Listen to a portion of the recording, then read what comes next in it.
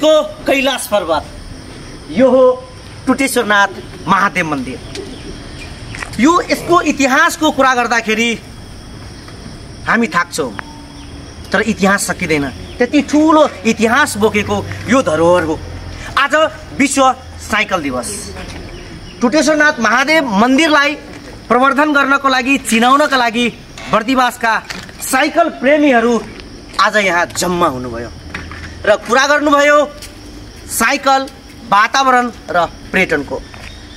निश्चय नै अहिले विश्वव्यापी रूपमा चुलिँदै गएको समस्या हो जलवायु परिवर्तनको। किन थाहा छ? वायु प्रदूषणको कारणले। यो वायु प्रदूषण घटाउनका लागि, वातावरणलाई संरक्षण गर्नको लागि यहाँका साइकल प्रेमीहरूले यहाँ स्लो साइकल रेस र फास्ट साइकल रेस कार्यक्रमको आयोजना गर्नुभयो र यो टुटेश्वरनाथ महादेव मन्दिरलाई जनजनमा, मनमनमा र विश्व सामु यसको प्रचार प्रसारका लागि उहाँहरूले कम्मर कसेर लाग्नु भएको छ। पञ्चधुरा टुटेश्वर राहु जङ्ग सलिहेर, पञ्चधुरा टुटेश्वर राहु जङ्ग सलिहेर, बर्दिवास हाम्रो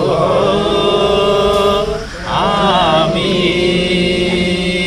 सबैको, बर्दिवास हाम्रो हामी सबैको।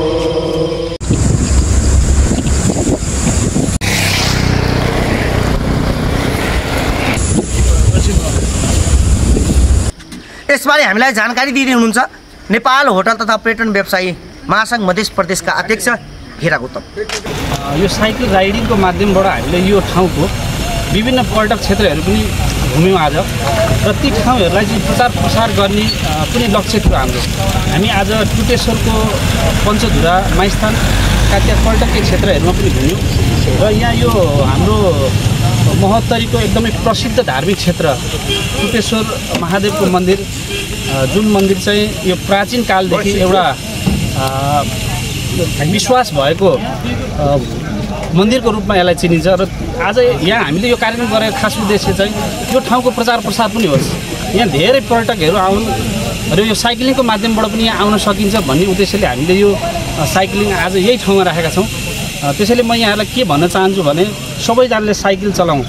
स्वास्थ्यको हिसाबले पनि एकदमै उपलब्धिमूलक छ साइकल र हामीले साइक्लिङका माध्यमबाट यो पर्यटनको प्रचार प्रसार पनि गर्न सक्छौँ। त्यसैले यो अभियानले चाहिँ धेरै साइकल प्रयोगकर्ताहरू अब भावी दिनहरूमा हामीले देख्न पाउनेछौँ भन्ने आशा पनि लिएका छौँ र हामी सबै बर्दिवास नगरपालिकाका विभिन्न यस्ता धार्मिक र पर्यटकीय क्षेत्रहरूको गन्तव्य पहिचानमा पनि हामी हिँडेका छौँ। आज त हामीले टुटेश्वर र पञ्चधुरामा मात्रै गयौँ र हामी अघिल्ला दिनहरूमा चाहिँ बर्दिवास नगरपालिकामा रहेका सम्पूर्ण यो पर्यटकीय क्षेत्रहरू घुमेका छौँ र त्यहाँका फोटाहरू, त्यहाँका विभिन्न त्यस्ता क्षेत्रहरूको प्रचार प्रसार पनि गरेका छौँ र भावी दिनमा पनि हामीले ती कार्यक्रमहरूलाई नियमित अगाडि बढाउँछौँ र हामी साइक्लिङ सँगसँगै यो टुरिज्मको माध्यमलाई पनि, यो टुरिस्ट डेस्टिनेसनहरूलाई पनि हामी प्रचार प्रसार गर्ने हाम्रो खास अभियान हो भन्न चाहन्छु।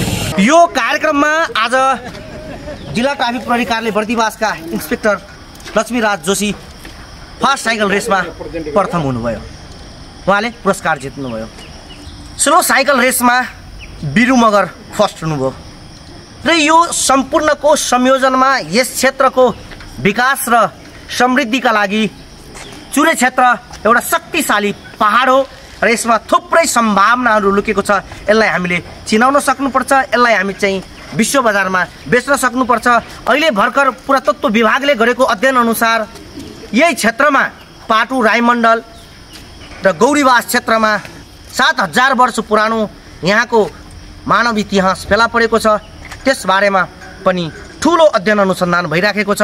यो क्षेत्र 7.5 वर्ग किलोमिटरमा फैलिएको यो क्षेत्र नेपालको सबैभन्दा ठुलो क्षेत्र रहेको अनुसन्धानकर्ताहरूले, अन्वेषणकर्ताहरूले बताइसक्नु भएको छ र यसलाई संरक्षण गर्न पनि त्यत्तिकै जरुरी रहेको छ।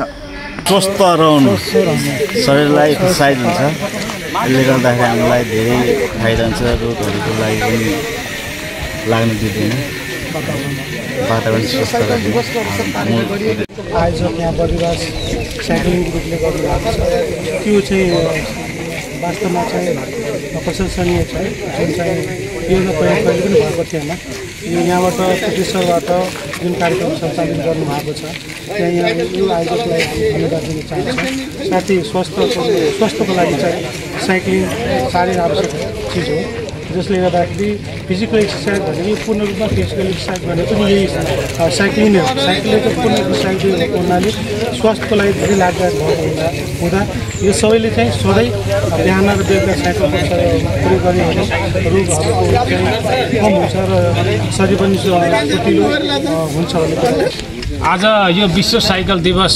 मनाइरहँदाखेरि अब हामी यहाँनिर टुटेश्वर मन्दिरमा आएका छौँ बर्दिवास नगरपालिका अन्तर्गत। अब यसमा चाहिँ burn your fat don't burn fuel, यानि कि तपाईँले आफ्नो एउटा इनर्जीलाई बर्न गर्नुहोस् तर फ्युललाई इन्धनलाई होइन, जसले गर्दाखेरि तपाईँले चाहिँ आफ्नो स्वास्थ्य प्राप्ति गर्नुहुन्छ सँगसँगै वातावरणीय प्रदूषणलाई पनि तपाईँले चाहिँ एउटा राम्रो गर्न सकिन्छ। तसर्थ आज हामी यो साइकल एक किसिमको र्याली एउटा मिनी र्याली छ, यसमा चाहिँ हामीहरू एउटा चाहिँ कम्पिटिसन पनि गर्छौँ, स्पिड कम्पिटिसन र स्लो रेस पनि गर्दछौँ, जसले गर्दाखेरि चाहिँ एउटा वातावरणीय प्रदूषणलाई कम गर्ने सँगै आफ्नो स्वास्थ्यलाई पनि मजबुत बनाउन सकिन्छ भन्ने चाहिँ अब आजको यो कार्यक्रमको चाहिँ एउटा सन्देश जान्छ जस्तो मलाई लागेको छ। किनभने बिहान हामी जङ्गलमा हिँड्छौँ, चराचुरुङ्गी कराइरहेको हुन्छ, प्राकृतिक वातावरण बनिरहेको हुन्छ, साइकलिङको पुरो ध्यान गरे जस्तो हाम्रो दिमाग भनेको चाहिँ साइकलमा बाटोमा र त्यो प्राकृतिकको चराचुरुङ्गीको आवाज र कहिलेकाहीँ हामी त त्यो सागनाथतिर जाँदाखेरि बाटोमा हरिमृग पनि कटेको देख्छौँ क्या।